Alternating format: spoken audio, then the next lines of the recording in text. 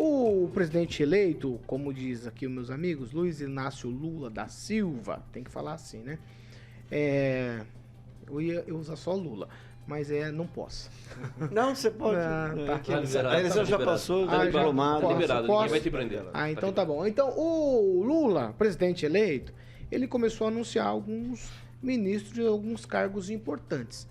Alguns que estão ligados diretamente ao PT, porque os outros só anuncia depois da PEC do Lula, certo? Porque aí tem aquele esqueminha, né? Você vai, você vem, você vai, você não vem. Então, mas tudo bem.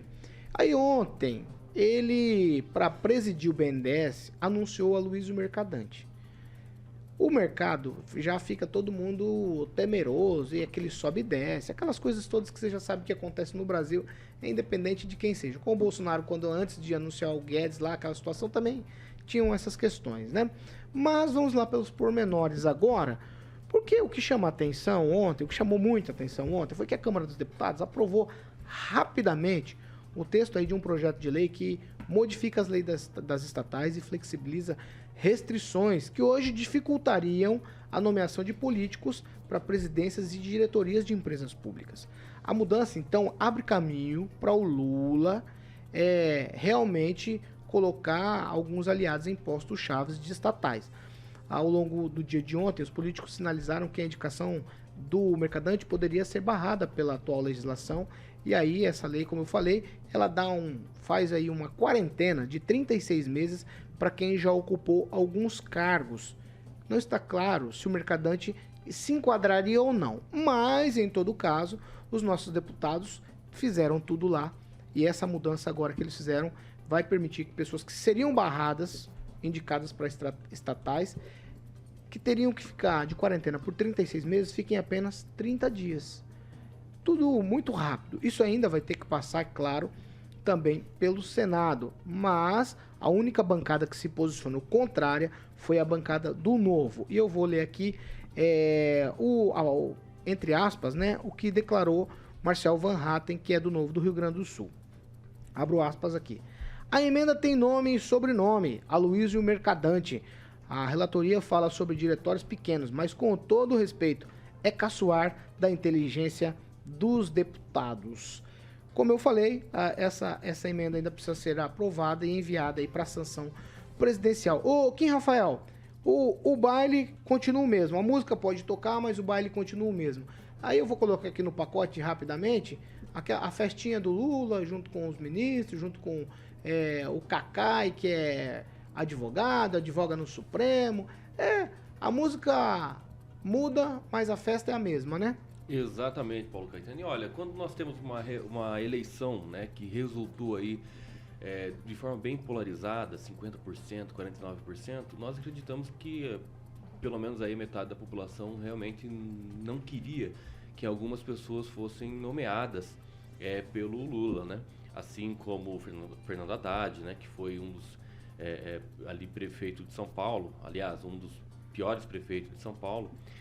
Também a questão do Mercadante, né, que lá no congressoemfoco.uol.com.br lá tem um artigo dizendo Mercadante, tráfico de influência e obstrução à justiça. Tem muita coisa para falar dessas pessoas que foram nomeadas. E o Congresso agora está endossando isso, né? Tirando essa quarentena, realmente, se a lei está prevendo isso. Isso que é o mais problemático do nosso país, né? Conforme os interesses, as pessoas que chegam ao poder, elas dão um jeito de mudar a legislação para ser beneficiada.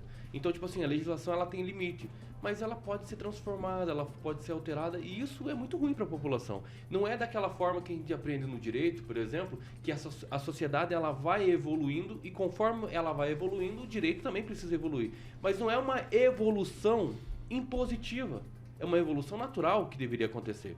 E aqui nós vemos impositiva. A lei tem que alterar, furo de gastos. Se tem um teto, se tem um limite para se gastar anualmente, ela precisa ser respeitada. Assim como o Bolsonaro, assim como o Lula. Eu estou dizendo a fragilidade que nós temos hoje. E não é a pessoa do Lula e não é a pessoa do Bolsonaro, qualquer que seja na presidência. É o nosso Congresso Nacional. Eles que endossam isso. Nós já falamos agora há pouco da Câmara endossando o 27% de aumento ali para pro ano que vem do gasto no município. O nosso legislativo está endossando isso. Então, quem somos nós, né, para criticá-los? Então, mais uma... Quem elegeu o legislativo? Quem? A população, e tem que ser respeitado. Da mesma forma como o Lula, por exemplo, mesmo que de forma polarizada, tem que ser respeitado. Então, acho que essa questão mesmo de limitação, o Bendito estava certo. Aqui é o Brasil. Ô Ângelo Rigon, deixa eu te fazer uma pergunta. Dentro desse contexto aqui, passar as coisas com esse Congresso, com essa Câmara, com esse Senado, é mais fácil para o Lula do que vai ser na próxima legislatura? Praticamente vai estar a mesma turma. Mas acontece que esse tipo de coisa, de jeitinho brasileiro, né, se consegue. Aqui é um Brasil, aqui é um país em que se põe sigilo de 100 anos em carteirinha de vacina. Então, assim, aqui tudo é possível. Enquanto você tiver essa estrutura montada, e não estou falando só de Congresso, não, estou falando de presidência, de tudo. Se o grande problema era só o sigilo de 100 anos, nosso Brasil estava resolvido, né? O Lula já vai escancarar a vacinação do Bolsonaro, fica tranquilo. Bom dia, deixa eu registrar, antes do que me interromper, a qualquer coisa que eu fale aqui, eu quero registrar o aniversário do Gilmar Ferreira, que no dia 8 foi agredido e ameaçado dentro da Câmara de Maringá. O Gilmar é tudo menos 51, porque hoje ele está fazendo 52. Então, um abraço para ele, antes que o Kim me interrompa. Você vai continuar? Ele já me destruiu toda a coisa. Ele já me destruiu completamente o raciocínio que eu tinha que fazer. Aliás, só aproveito aqui, já que o Kim tem tanta influência, participou do cercadinho ao lado do Bolsonaro. Infelizmente, ele sumiu o presidente, né? Que ele continua até o final do ano, pelo menos está no papel. E que ele liberasse o Palácio do Alvorada ou a Grande do Torto para o Lula começar a mudar, porque não vai entrar de novo para a história como o primeiro presidente a não liberar a casa para o presidente eleito. Você falou em respeito, né? Eu acho que tem tudo a ver. Então já vou ouvir a Pamela. Eu não sei vocês, mas eu já tô com saudade, né, de discutir a carteirinha de vacina do Bolsonaro, né? Mais light do que o que vem por aí. É importante pontuar o seguinte, só para os ouvintes terem a noção, né? O Mercadante, quando foi anunciado, o mercado já estava, né, despencando só com o nome dele, pela possibilidade, né, dessa lei das estatais ser alterada, que é o que foi feito no escurinho do cinema ali pelos deputados ontem. Então, depois que o nome dele foi anunciado, ainda veio, né, os deputados e aprovaram ali a questão da mudança da lei das estatais, que deixou mais aberto ainda as nossas estatais para indicações políticas. Ponto. Esse é um ponto a ser destacado. Segundo, por que o nome do Mercadante, né, e essa situação toda aí de leis que são aprovadas rapidinho, sorrisinhos e tudo mais, preocupa tanto? Para vocês terem uma noção para a gente pegar a época PT, 2000, anos 2000 até 2016, o BNDES financiou cerca de 100 bilhões, né, de dólares, né, nas eras ali, por período. O Plano Marshall, que reconstruiu a Europa, né, o gasto foi de cerca de 112 bilhões de dólares. Então, veja bem, o nosso BNDES, em tese, né, financiou o Brasil dando para reconstruir uma Europa. E você mora numa Europa? Não. Porque o BNDES foi utilizado durante todo esse período apenas para financiar os amigos do reino, né? A Oi, a JBS, a Odebrecht, a EBX, do Eike Batista. O pequeno empreendedor não tinha chance. E essas empresas ainda superfinanciadas com todo esse dinheiro nas mãos, sufocaram seus respectivos setores. Então, isso as pessoas não veem. Elas querem comer picanha, mas elas não pesquisam por que a carne está cara. Pergunte para qualquer produtor aí do agronegócio, da agropecuária, por que a JBS sufocou todos os pequenos, praticamente, frigoríficos e ficou sozinha no mercado. Ela manda no mercado. Ela põe o preço que ela quer. Então, as pessoas não veem. Acha que o problema é o outro falar grosso. Eu já tô com saudade de quando os nossos problemas eram esses. Daqui a pouco, dado, né, o gráfico aí do mercado ontem, que fez o L, né? Tava subindo, lá a curvinha. É incrível. O Lula fala, o Lula bota um nome dele lá, faz o L, que o negócio despenca assim e a linha morre. Faz o L perfeito ali o gráfico. Você pode ver. Daqui a pouco, vendo tudo isso que eu tô vendo, quem vai estar na porta do quartel pedindo socorro vai ser eu também. Naman, quero te ouvir. Olha, há um processo todo de falta de, vamos dizer assim, de uma proposta que dê credibilidade aos políticos, de um modo geral. Em todo o mundo, os políticos estão sendo cada vez mais desacreditados e eu acho que a população brasileira precisa ficar mais atenta. Nós temos, eu entendo que a gente precisa ter profundas mudanças na nossa democracia para consolidar a realidade. Na verdade, nós não temos uma democracia, vamos dizer assim, do ponto de vista perfeito. Então, o que acontece é que cada vez que entra um governo, há um grupo político no nosso Congresso que manda no país, que se chama Centrão. O governo Bolsonaro foi eleito dizendo que não ia ter aconchavos com o Centrão e foi a primeira coisa que aconteceu. Aí agora foi eleito um candidato oposto, né, de esquerda, e os aconchavos vão ser feitos com o Centrão. Então, a grande questão é essa forma como a nossa democracia está organizada. Eu acho que tem que ter uma mudança. O Lula, ele vai colocar políticos nos cargos, vamos dizer assim, ali, por exemplo, BNDES é a tesouraria, né? Então, aí se distribui verba, se faz o que quer. E isso não é só com o Lula. Isso aconteceu com o governo Bolsonaro, a gente ainda não tem aí os dados, né? Mas a verdade é essa, é que há uma política de acordo com os interesses de um grupo que está lá no Congresso reinando há 30 anos, né? Então essas mudanças elas precisam acontecer, senão nós vamos estar sempre na mão desse grupo de pessoas que governam esse país e que, na verdade, são manipulados, são usados por os interesses deles e para os interesses do governo que assume. Mas não é interesse político, não é interesse a favor do povo, é interesse particular, né? Se distribui aí uns 10% para o povo e o resto fica na mão de uma meia dúzia de pessoas. Essa é a realidade. Então, ao invés da gente ficar... O mercado ele muda toda hora. Isso aí não tem nada a ver. Na hora que é o Lula, entra o Lula. Na hora que é o Bolsonaro, o mercado sobe, depois cai, depois... É sempre assim, né? Não existe um grupo que ganhou mais dinheiro do que o mercado no período do governo Lula. Todo mundo sabe disso. Foi o mercado brasileiro, os bancos, enfim, foi que ganhou mais dinheiro, ganhou muito mais dinheiro no governo do Lula do que nesse período, né? Mas não foi pelo Lula, pastor, teve toda uma questão com as commodities que foram bem nesse período, que foram implantadas, e o Brasil surfou nessa onda, teve várias questões. Eu não estou dizendo que foi só essa questão. Ele teve sorte, mas não foi só ele de pegar esse período, mas não foi só ele que teve ele. sorte. Mas não foi só ele que teve sorte. Pegou a crise de 2008 também, né? Mundial. Também. Uhum. Então, há todo um processo aí de ganho, né? Quando tem uma crise, quem que ganha dinheiro? Não é a população, sabe? Quando não tem crise, quem que ganha dinheiro? Não é a população.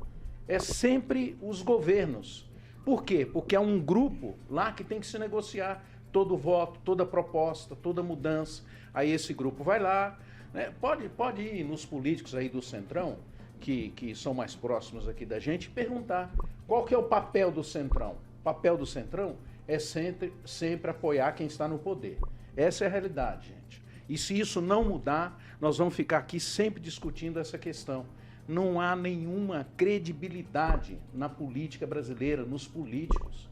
Essa é a realidade. É um ou outro aí que a gente vê algum sinal de bondade, né? Vamos dizer assim, a favor do povo. É um absurdo. Ô, Agnaldo, segura os tweets aí, gente. Ô, Agnaldo, culpa do Naman, tá? Me veio à mente aqui, quando o Naman tava falando, a frase do ex-ministro do Bolsonaro, vamos passar a boiada. A gente tava pensando em índio preso, em ônibus incendiado, em infiltrado no movimento, e toda essa conversa ontem, E aí, inclusive, deputados do próprio PL votaram essa medida que beneficia, de certa forma, as indicações que o Lula vai fazer. Nós estamos passando a boiada, aí eu tenho que fazer coro com o Naman aqui, me parece que é sempre assim, né? É aquela história com quem vai estar no poder, né? É exatamente como o Naman disse, né? Então, muda totalmente a ideologia do governo, mas eu vou estar do lado de quem vai liberar as verbas, enfim, o rei vai ser meu amigo. Então a pessoa esquece a sua ideologia, esquece o seu pensamento, o que ele defendeu, para estar lá no poder, enfim, para continuar lá. Eu só lembro da nomeação do Aloysio Mercadante, eu não acho tão ruim, mas o Fernando Haddad para a Fazenda fica uma dúvida muito grande, né? O Haddad passou na frente de uma faculdade de economia, passou rapidamente. Então, mas, enfim, temos que dar uma chance, mas eu não sei se há tempo para isso, né? Se a gente pode arriscar tanto, né? Presume-se que se esteja cercado de pessoas ligadas diretamente à área da economia para assumir o Ministério da Fazenda. Só lembro também que o Plano Marshall foi após a Segunda Guerra e naquele tempo a gente amarrava cachorro com linguiça. É exatamente isso que eu ia falar. É lógico que os valores que eu citei foram atualizados e comparados, né, para os dias de hoje. Sim. Senão eu nem faria comparação, porque não faria sentido.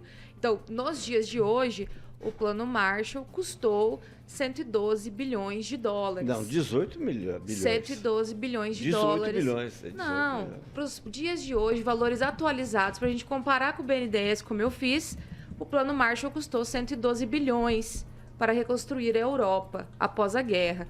E o BNDES financiou 100 bilhões. Então, essa é a comparação. A gente quase, né, poderia reconstruir uma Europa. É só essa comparação que eu fiz, mas lógico que os valores foram atualizados para fazer a comparação. E o nosso amigo Anderson Sampaio, que sempre nos acompanha aqui, ele mantém a frase de que não vai subir a rampa, quer dizer, vai subir a rampa o presidente eleito num camburão das Forças Armadas. Que tweet?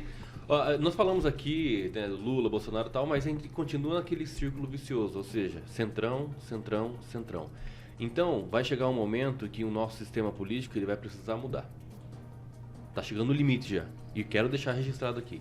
Um parlamentarismo, quem sabe, nossa Constituição foi feita para ser um parlamentarismo. Então, aquele voto de desconfiança do primeiro-ministro, se faz caca, se não consegue montar um governo, faz caca, dissolve. Da mesma forma como ele tem o poder de dissolver o parlamento. Acho que tem alguns freios e contrapesos que o nosso presidencialismo não tem. E seria muito importante a gente pensar nisso para o futuro. Rigon, seu tweet. Não, eu ia fazer falar uma bobagem, como sempre.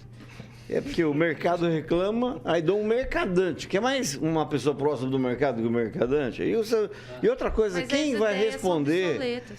E sem contar na mão do Naman, que ele também fez um trocadilho aqui hoje, no comentário dele. Falou na mão, né? Mas quem vai decidir sobre isso é quem foi eleito. É quem está sabendo, tem lá quase 1.000 pessoas ajudando a fazer e fizeram um levantamento. Então, se alguém vai ser cobrado a partir do 1º de janeiro por fazer coisa errada. Aí sim, concordo. Né? Tem que ficar de olho. A gente tinha feito isso nos últimos 4 anos também.